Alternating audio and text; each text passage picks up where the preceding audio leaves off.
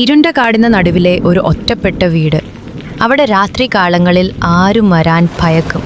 അവിടെയാണ് ഡെയ്സി എന്ന യുവതി താമസിക്കുന്നത്. അവിടെ ഒരു രാക്ഷസനുണ്ടെന്നാണ് എല്ലാവരും പറയാറുള്ളത്. പക്ഷെ അവൾക്ക് അതിലൊന്നും വിശ്വാസമില്ല. അവളിവിടെ വന്നിട്ട് ഒരാഴ്ചയായി. അവൾക്ക് അങ്ങനെ ഒരു പേടി നിറഞ്ഞ അനുഭവം ഇതുവരെ ഉണ്ടായിട്ടില്ല. പക്ഷെ എന്നിരുന്നാലും ഒരു ശബ്ദം കേട്ട് അവൾ പെട്ടെന്ന് ഭയപ്പെടുന്നു. അവളെ ഞെട്ടി എണീക്കുന്നു. പക്ഷേ അവളൊരു കൊച്ചു പെൺകുട്ടിയെ മാറിയിരുന്നു. പെട്ടെന്ന് അവിടെ മുന്നിലേക്കൊരു മിറർ വന്നു. അവൾ അവളുടെ മുഖം കണ്ട് ഞെട്ടിപ്പോയി. അവൾ കണ്ണാടിയിൽ കുട്ടിയുടെ മുഖം കണ്ട് അവൾ ഒന്നും ഭയന്നു.